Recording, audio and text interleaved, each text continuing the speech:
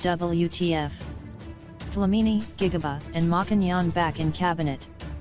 How did that happen? Many interests were at play. This is what HuffPost thinks happened. Still there. Bathabile Dlamini has been shifted from the Department of Social Development to the presidency, where she will manage the women, children, and people with disabilities portfolio.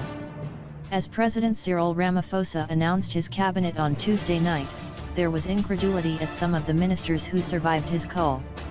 In particular, the retention of former Social Development Minister Bathabile Dlamini, who is also the ANC Women's League president, raised many questions.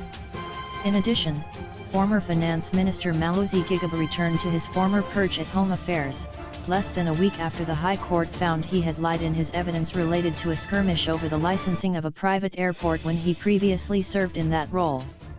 The private luxury aviation haven at the OR Tambo airport was the subject of a voluble squabble between the old oligarch family, the Oppenheimers, and the new oligarchs, the Guptas.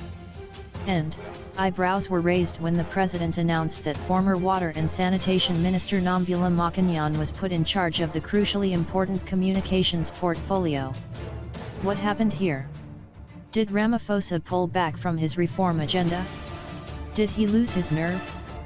How did he retain these ministers? Politics happened, that's what.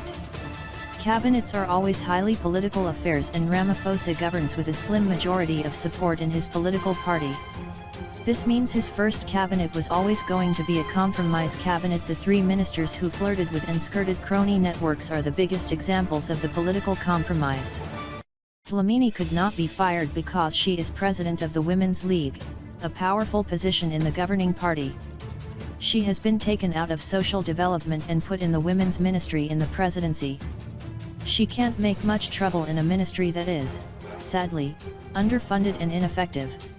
Susan Chabangu has been deployed to social development, from the women's ministry, to fix the grant payments debacle, which must be done by April 1st. It's unlikely that the women's ministry will survive Ramaphosa's axe when he cuts the high number of cabinet portfolios he inherited from Zuma. Mokonyane has, by all accounts, quickly changed her march to support Ramaphosa. She checks in regularly with the president, and her changed stripes earned her a huge promotion.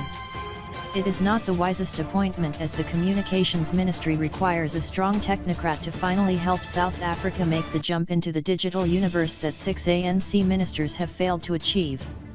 Gigaba is well liked by Ramaphosa, and the dynamic young minister with the gift of the gab was always going to be retained in the cabinet but moved away from Treasury.